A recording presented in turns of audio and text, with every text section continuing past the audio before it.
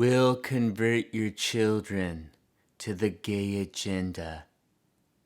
This is the mantra sung over and over in this video made by the Gay Men's Chorus in San Francisco. You may have already seen it, or maybe haven't seen it, because YouTube keeps taking it down. I wonder why that is. Censorship, perhaps? So let's take a look at some of the pieces of A Message from the Gay Community performed by the San Francisco Gay Men's Chorus. So to those of you out there who are still working against equal rights, we have a message for you. So exactly who is out there working against gay rights? Who are these people? Because I am unaware of anyone who is actively doing anything against the gay rights community. So, not really sure who these people are. You think we're sinful? You fight against our rights. You say we all lead lives you can't respect. But you're just frightened. You think that we'll corrupt your kids if our agenda goes unchecked. Funny, just this once, you're correct. We'll convert your children. Happens bit by bit, quietly and subtly, and you will barely notice it. You can keep him from disco, warn about San Francisco, make him wear pleated pants, we don't care. We'll convert your children. We'll make them tolerant and fair. So, I want to know, like, when they were coming up with the lines, and they had to, edit it, right, Mike? They have to, during the editing process, at least, I would think then, during the last stages, like, thinking, maybe this might seem, like, super weird and, like, pretty cringy. Like that we're saying we're coming after people's kids. Like, that's kind of weird. Even if you thought it's like a joke or satire or whatever, because they later like tried to kind of walk it back and be like, well, this is just, we're trying to be funny and you guys just didn't get the joke. And it's like, I think it's just not funny. I think it's really creepy and pretty weird that you sing a song about coming after people's kids to convert them to your agenda. Pretty bizarre. So you're singing a song about converting children, and that's why you're making them tolerant and fair. Because going after kids to convert them is tolerance? How's that tolerance? Tolerance means that you wouldn't even be making this video because you are okay, supposedly, with alternative viewpoints, which apparently you're not, because the whole point of the video is that you are trying to convert the future generations so that they don't hold a viewpoint that disagrees with your own. So I'm not really sure how this is a very tolerant video. You'd be so scared of us turning your children into accepting, caring people, but I see now why you'd have a problem with that. So once again, accepting, caring people make videos talking about going after children to convert them to their agenda because they're so accepting of others. I'm not following. Just like you worried, they'll change their group of friends. You won't approve of where they go at night to protest. Okay, so why do kids so they're sneaking out. Okay, kids always sneak out. Why are they sneaking out to protest? Like, what kids even do that? Kids usually sneak out to do bad stuff. They don't usually sneak out to protest. Oh, and you'll be disgusted So gross. when they start finding things online that you've kept far from their sight. Like information. I love this line, like information. Nope, they're definitely not finding information.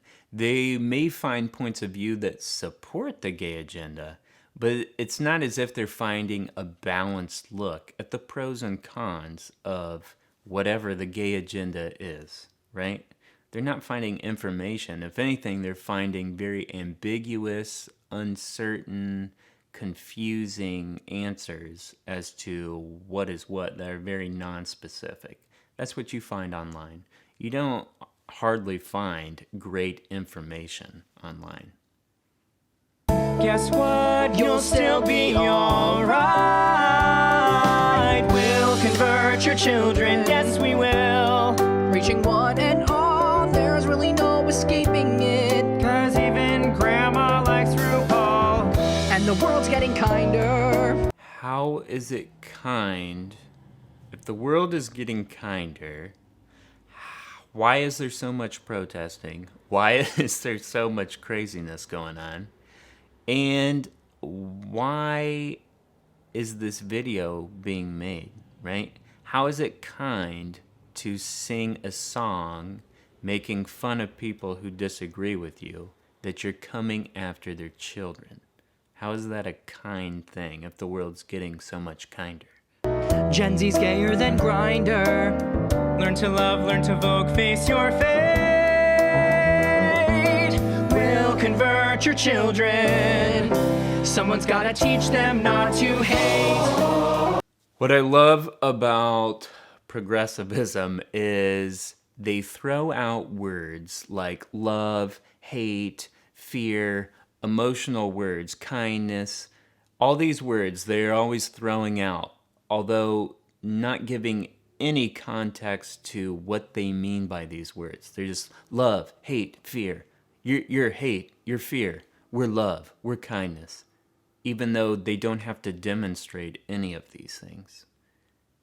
And this is a big problem with progressivism, is just the complete reliance on emotion as their explanation for everything. This is their evidence. Emotion word, emotion word, emotion word. There's no like concrete ideas expressed, no logical thoughts, no proof. It's just always run on emotion, emotion. We're coming for them. We're coming for your children. I mean, seriously, when they were editing this, like who thought this was going to be a good idea? They're literally like bellowing out that they're coming for your children. Why would you think this was going to go over well? Oh, man. I mean, the negative reaction to this was pretty surprising, actually. But, I mean, you had to see that was coming with what is being said. I mean, this is creepy and so weird. Why would you make a video talking about this?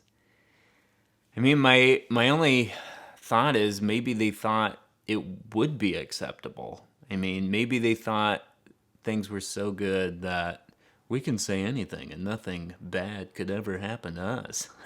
Even coming after people's kids. Wrong. Before we begin, if you like what we've been doing on this channel and think there is a need for Christians to speak truth to the culture, support this ministry on Patreon. Click the link down below and become a member of the resistance and help us reach a world with Christ's truth. Thanks. Now let's get into it. I'm Nathan Collins, bringing you the truth of Christ in a post-truth culture. The development of the homosexual movement has been a really interesting one because of how radically they've changed over such a short period of time. The main goal for a long time, during my lifetime at least, that was constantly pleaded was the goal of equal rights under the law, just as heterosexual couples had.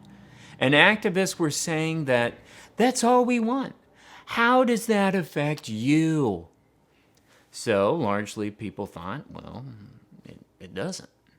And they would say, we just want to be equal. That's all. There isn't anything else. No slippery slope here. So, in 2004, gay marriage was legalized in Massachusetts. However, those who seriously disagreed with their lifestyle still didn't change their minds, regardless of the law being passed. Shocker. 2009 came and hate crime law is expanded to cover sexual orientation. In 2015, the Supreme Court of the United States ruled that the fundamental right to marry is guaranteed to same-sex couples by both the Due Process Clause and the Equal Protection Clause of the 14th Amendment. The 5-4 ruling requires all 50 states, the District of Columbia, and the insular areas to perform and recognize the marriages of same-sex couples on the same terms and conditions as the marriages of heterosexual couples, with all the accompanying rights and responsibilities.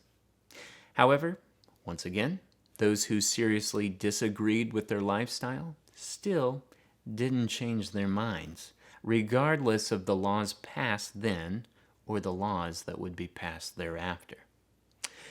As a millennial, I grew up seeing these changes. I grew up being around people of all kinds of persuasions with sexual orientation as well as beliefs and worldviews. The plea in the beginning was essentially treat us equally as all others in society. Okay, I can maybe understand that, but then after 2015, things seemed to begin to take a dark turn. Suddenly, being equal wasn't enough. They not only needed more laws specifically centered around people who felt the same way as them, they began to be irritated that after they passed all these laws, people still didn't always agree with them in everything they believed in. And in very short order of a period of 5 years, if there was so much as one thing you weren't in line with the LGBTQ coalition on, you needed to be taken out of their way. It wasn't enough to be equal anymore. Everyone needed to accept all their beliefs, and until that happened, they wouldn't be satisfied. The LGBTQ movement of today is a vicious one, bent on domination of thought and the snuffing out of any dissenters through cancel culture and the weaponizing of social media. The oppressed of decades ago have now become the oppressors of today, seizing the public and political capital they possessed to demand that all love everything they think and do. They must have you, your children, and your thoughts. So they sing a song bragging about the momentum and power they now possess in true totalitarian fashion, thinking they're invincible now and the winds of endless progress is in their sails now. They have become the very tyrants and ideologues they sought to be freed from. To stand against the LGBTQ activists isn't hardly about standing against same-sex attraction as much as it now has become so much more than that. There is an entire ideology you must accept. You must read their books. You must watch their shows. They must have their views in every movie, show, franchise, everything. You must use their approved words and terms. You must run your company, business, organization their way. Ironically, to stand up against the LGBTQ activists is to stand up for equality of every other group in the United States against the tyranny of the LGBTQ activists dominating all the others. It reminds me of the book Animal Farm, where they first write the commandment, all animals are equal, after winning their freedom. But then despairingly toward the end of the book, it was changed to all animals are equal, but some are more equal than others. As one minority group takes power over all the others, let's ask ourselves a question. Is it really about equality anymore? Come on. Now, for these reasons, the LGBTQ activists are headed for a downfall. They won't actually convert the future forever, as they brag about. And I'm going to tell you why. As the LGBTQ activists continue to push and dominate, they will in turn breed enemies. These enemies will seek the same things that the LGBTQ activists once sought: to be freed from the domination and suppression of the group who had the reins of power before them. This new group, whoever they may be, will over time come and seek to take them out of power, just like they had done. You see, tyranny breeds revolution only to be replaced by more tyranny. And the cycle usually continues, sadly, in history. Christianity, however, is the anomaly, the only source for a way out of this cycle. Christianity actually promotes authentic tolerance, not the hypocritical tolerance of these progressive groups like the LGBTQ activists. Not just conditional tolerance if you agree with them, like the activists, and every other ideological group that has ever been, but Christianity believes in authentic free will, and that one chooses freely to be a Christian. It is not to be coerced. To coerce and demand people to become Christian does Christianity no good, and only hurts the Christian community, which is why the practice is shunned. Other ideologies care only for power, and so it is irrelevant how to get converts, only that they get them. The more superficial converts they believe, the more power they wield. Christianity believes its power comes from the supernatural, Christ and the Holy Spirit, a power that can exist whether there are no Christians or 1 million. So to try to indoctrinate young children to further your expansion of your ideology is anti-Christian, but apparently pro-gay. To suppress different thoughts is anti-Christian, but apparently it's pro-gay. To demand subjection to an agenda is anti-Christian, but apparently pro-gay. Before I end, I would just like to say to other millennials and the younger generation, this video the Gay Men's Chorus put out is the real picture of what the LGBTQ monster has become. If you believe in authentic tolerance, which means not getting rid of people who disagree with you, if you believe people should come to their own conclusions without being coerced or brainwashed, especially children, if you believe things like facts, proof, evidence are important, then the LGBTQ ideology is probably not a good fit for you. But Christianity just may be. Read what Jesus said, what he taught, and see what you think. Jesus, unlike the LGBTQ community, isn't a wolf in sheep's clothing. And I will still love you whether you became a Christian or not. Shocker. Because Christianity would rather have 10 authentic Christians than 1 million fake ones. There is no gain in Christianity for brainwashing kids. Well, that's all for this episode, but if you like this episode, go ahead and subscribe, visit our page on Facebook, and check out our other episodes as we address different issues in our world and bring you the truth of Christ in a post-truth culture. Grace and peace, brothers and sisters.